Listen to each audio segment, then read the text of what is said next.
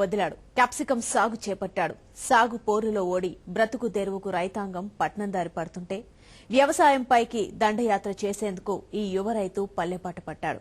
మంచి లాభాలు ఆర్జించి తోటి రైతులకు ధైర్యాన్ని నూరిపోస్తున్నాడు.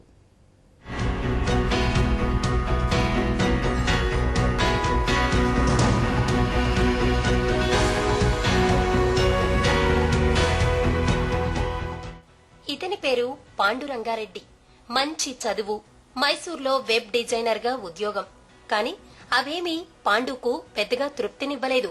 తాత ముత్తాతల నుంచి పరంపరగా వస్తున్న వ్యవసాయంపైనే అతనికి మనసు. అంతే, మైసూర్లో ఉద్యోగం వదిలేసి స్వస్థలం మహబూబ్ నగర్ జిల్లా తలకొండపల్లి వచ్చేశారు. 2 ఎకరాల పొలం కొనుగోలు చేసి అందులో పౌల్ట్రీ ఏర్పాటు చేశారు. పౌల్ట్రీ పరిశ్రమలో లాభాలు గడించి ఆర్థికంగా బాగా పుంజుకున్నాడు. సుగుణ కంపెనీ వారిచ్చే అవార్డ్స్ ను సైతం అందుకుని మంచి పేరు తెచ్చుకున్నాడు.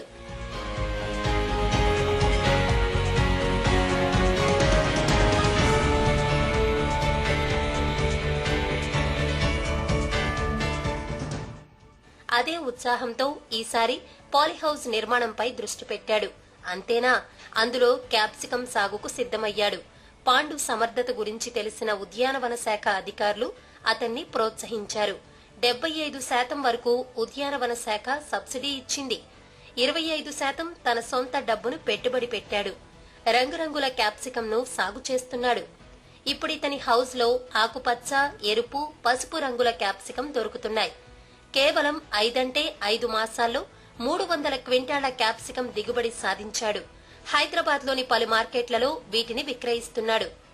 మన గ్రామాలకు వచ్చి మనకు చాలా మంది ఈ రోజు అందుబాటులో ఉన్నారండి. రైతులు గాని, ఎడ్యుకేటెడ్స్ గాని, దాని తర్వాత వ్యవసాయ అధికారులు గాని, ఈ పాలేకర్ గాని, జీవామృతం వ్యవసాయంలో చాలా మెలకువలు ఉన్నాయటువంటి ఇవన్నింటినీ మనము ఈ పాలి హౌస్ లో ఉపయోగించుకున్నటువంటి అధిక దిగుబడులు వచ్చేసి ఆర్థికంగా రైతుకు పరిపుష్టి చెంది గ్రామీణ రైతు మాత్రమైతే ఉపాధి చెందాలనుకుంటే మన బాపూజీ గారు అన్నటువంటి గ్రామ స్వరాజ్యాన్ని సాధించడానికి ఉపయోగపడుతుందండి. హైదరాబాద్ శంషాబాద్ మార్కెట్ గానీ, హైదరాబాద్ హోటల్ కూడా మంచిగా పోతుంది. ఇది ఈ మండలానికి మాకు కూడా అంత అనుభవం లేదు. ఆయన తీసుకొస్తాం వల్ల మాకు కూడా కొంచెం తెలిసింది. ఇదే అందరూ కూడా పెట్టుకుంటే మంచి లాభాలు పొందుతారు. ఉద్యోగం వదిలి సేద్యం వైపు అడిగేసిన పాండు నిజంగా ఆదర్శ యువ రైతు.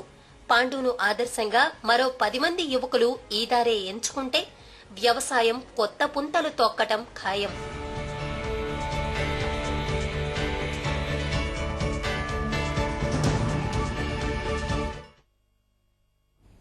బులెటిన్లో షార్ట్ బ్రేక్